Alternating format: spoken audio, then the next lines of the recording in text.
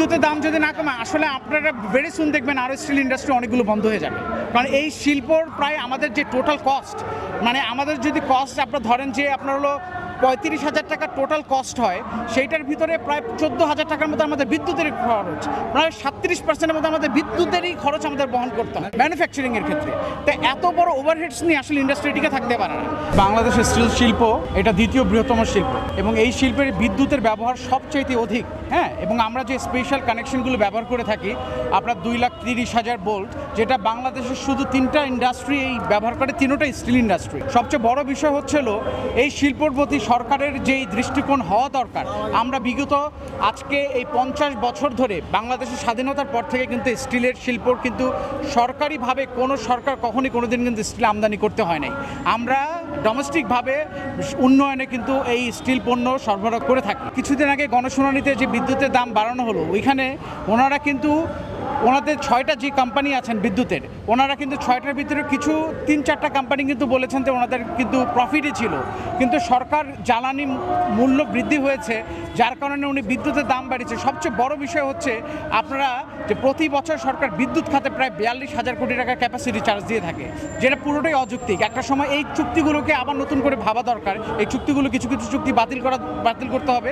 পাশাপাশি আমাদের যে বিদ্যুতের যেহেতু আমরা বাল্ক ইউজার, আমাদের জন্য আসলে একটা স্পেশাল একটা ট্যারিফ হওয়া দরকার স্টিল সেক্টরের জন্য।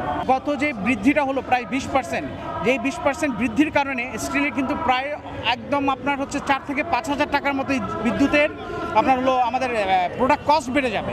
আপনার বিদ্যুতের জন্য বাড়বে প্রায় 2,000 থেকে 2,500 টাকা।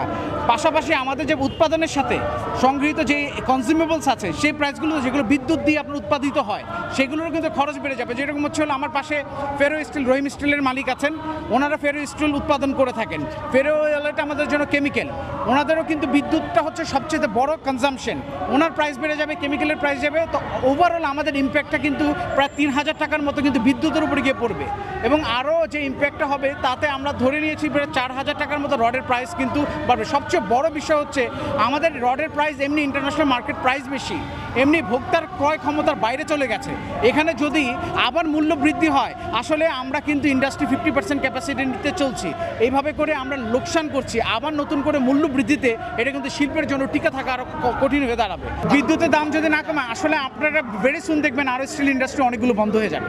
কারণ এই শিল্পর প্রায় আমাদের যে টোটাল কস্ট, মানে আমাদের যদি কস্ট আপনার ধরেন যে আপনার হলো 35,000 টাকা টোটাল কস্ট হয়, সেইটার ভিতরে প্রায় 14,000 টাকার মতো আমাদের বিদ্যুতের খরচ, প্রায় 37% মতো আমাদের বিদ্যুতেরই খরচ আমাদের বহন করতে হয় ম্যানুফ্যাকচারিংয়ের ক্ষেত্রে।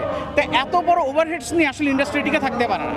তাই আমরা গণশুনানির সকল নেতৃবৃন্দর কাছে আমরা আবেদন জানাই, বিদ্যুৎটা যেন পূর্বের অবস্থায় আমাদের সেক্টরের জন্য অন্তত যেন রাখা হয়, পূর্বের মূল্যটাই যেন রাখা হয়। নতুন করে যেটা বর্ধিত করা হয়েছে, এই বর্ধিত প্রাইসে আসলে এই শিল্পটিকে থাকবে না।